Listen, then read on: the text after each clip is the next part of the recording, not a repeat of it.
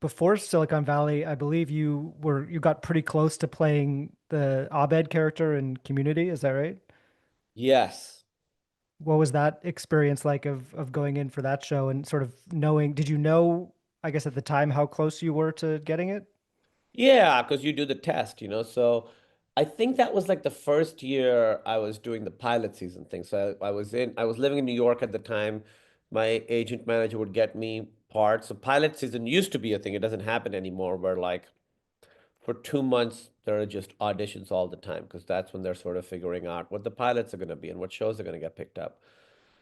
And so I came out to LA and just auditioned a whole bunch of times for a whole bunch of things. Some of them ended up going, a lot of them ended up not going. I didn't get any of them.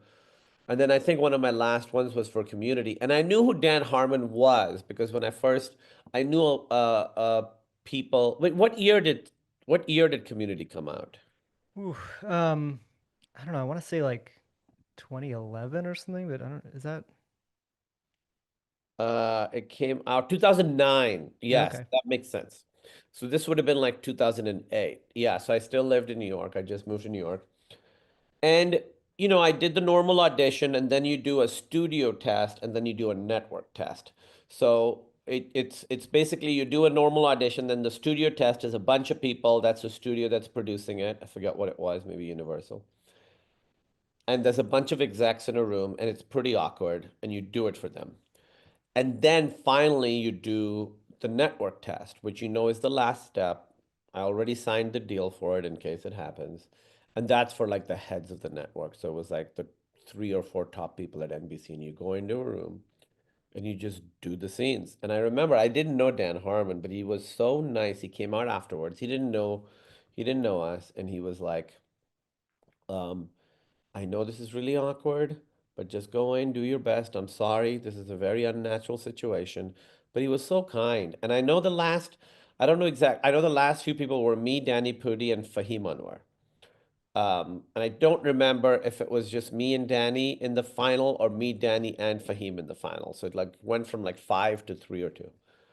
I went in and I did the audition and the test, which is really like you're in an office. They're all sitting there. You go in, you stand, you do the scenes, you walk out. The whole thing takes felt like 30 seconds, probably was like 3.5 minutes. And I walked out and I was like, I did a good job. I did what I wanted to do. I think I was funny. I think I was this character. And then I didn't get it, and I was obviously very bummed out because the pilot was so good. I love that show. The pilot Yeah, was it's so good. well written. And I'd read so many like pilots at that point, and most of them were just like generic things you've seen 100 times, And then this was like completely fresh, completely new, really, really funny, really emotional, about something. So I was really bummed out when I didn't get it. And then eventually I saw Danny's performance on it, and I was like, oh, Danny's doing a Yeah, completely different thing. he's And doing something very specific. And he's very phenomenal in it. I mean, Yeah, he really, there is no doubt anybody who watches the show says, yep, they found the right guy for that character. They certainly did. Danny's a lovely guy too. I wouldn't say I'm friends with him really. I know him a little bit. He's a lovely guy. And he really, really bit down on that part and did something very special with it, something very memorable with it. So I was bummed out then. As soon as I saw the show, I couldn't be bummed out anymore because I was like, yeah, they got the guy. yeah, and then of course it's one of those things where if you had been on that show, which went on, for several seasons, you probably would not have been able to do Silicon Valley. No, Um, certainly not. And so Silicon then that came Valley along. Yeah, was a few years later. Between that, right at I think it was the end of that same pilot season, I ended up doing a show called Franklin and Bash on TNT right. Yeah, with Breckenmeyer and Mark Paul Gosselaar, and I did that show for 3 seasons. I wouldn't been able to do that. That show was very, very educational for me. And then right after that, Silicon Valley would not have been able to do Silicon Valley, which, is one of the things I'm proudest of in my career to get to be a part of something like that. So, yeah, I mean, no regrets. Everything works out the way I won't say that things work out the way they're supposed to work out because I don't believe that. I think sometimes you can fuck up and then it yeah, ruins yeah. it. But I do feel in this particular situation, I would not have wanted anything to go differently. Silicon Valley really was this big breakthrough moment for you.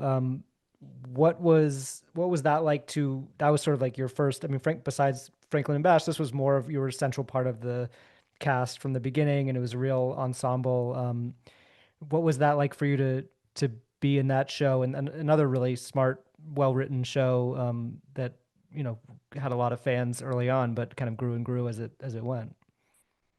I was a big fan of Mike Judge. I mean, Beavis and Butthead was one of the things from my childhood that really like Yeah. shook me. I'd never seen anything with that tone. I'd never seen characters who were like losers and also assholes. You know, usually you're like, well, the losers are the good people and the popular people are assholes. Here it's That's like a good way to a describe the characters on Silicon Valley as well. little bit, yeah, yeah, kind of, yeah. Um, and so Mike, I think, was always very good at sort of punching up at institutions. Idiocracy and Office Space are movies that I absolutely loved. Yeah, I got the same. call to like go audition for Mike Judge. I was like, yeah, of course I'll go do this. And I went and I did my audition. And it went great. The audition went great. And then immediately I got a call being like, hey, I auditioned for two parts. I auditioned for Big Head and I auditioned for Ehrlich. And they Oh. were like, they love you. They don't think you're right for either of those. And I was like, yeah, of course. They're like, but they're gonna write a part for you. And I was like, Oh. okay, that never, people say that all the time. It never happens. It never happens. And then I got a call, I'd done a pilot in Miami that ended up not going, that I was only going to do the pilot of anyway. I remember landing in LA and having the call that's from like, all your agents and managers were on the phone, like the guy that you spoke to once when you signed. And I'm like, All of a okay, sudden cares. this feels like good news because they wanted me to test for it, but I was shooting something else I couldn't test. I got a call and they were like, hey, you got the part. I didn't have to test. Everybody else tested. I didn't have to test because one, they said they'd written the part for me. And two, I had just done a small part on Veep season Hmm. two. So HBO was familiar with me. And, I had like a couple of fun scenes in that episode that I really liked. That came out really funny. I mean, what a show that is. Yeah, unbelievable. Tony Hale and Julia Louis-Dreyfus were the people that I had most of my work with on that, and getting to work with those two. Absolutely lovely human beings and absolutely like wonderful comedic actors. Um, so yeah, I kind of like got to skip a couple steps doing that. And then I was immediately intimidated. I was like, Mike Judge is truly a comedy legend. All the people on that show are so funny. I knew a lot of them from before. And I was like, these people are so, so good. This ensemble is so good. And I was immediately like, oh, I hope I don't fuck this up. And kind of felt like that for the first three seasons of the show. I always think it's funny when a part is written for you, it must be really flattering, but at the same time, are you thinking like, what is it about me that they saw that they wrote into this part? Did it feel like it was they were writing to something about you? Well, I think in the audition that I did, they didn't think I was right for Ehrlich, but I think I played like, if I remember correctly, it's so long ago. And it's again, when you do these auditions, it's like so quick. I improvised a bunch, and I remember playing him like a real dickhead. So I think they were like, "Oh, let's have him play like a different kind of dickhead." Hmm. So I think it was from that. I did not take it as a personal insult because I wasn't like, "Oh, they met me and they were like, oh yeah, you could play a dickhead." It was based on the specific stuff that I did in the audition. Listen, I was just extremely flattered to be asked, and because I was the new character, and they had like the pairings already set. So me and Guilfoyle, Martin Starr, became a pairing just from one exchange we had in the pilot because I was the new character. They were like, let's have him have a thing with this guy. I think we had one exchange in the pilot, and then suddenly they were like, oh, this is the pairing of the show. And that's kind Yeah. of how it often works with shows. It's kind of like happy accidents, like things just randomly happen, and you realize, like, oh, this thing really works. Let's have this be one of the tent poles of the show. Uh, yeah, I remember in the pilot, Martin Starr has this upside down cross tattoo, and I make fun of him for it. And then that became our dynamic for the entire 6 seasons of that Yeah. show. Do you feel like being on that show gave you any unique insight into the tech world because you were so immersed in that scene and sort of parodying it for so long? Yes.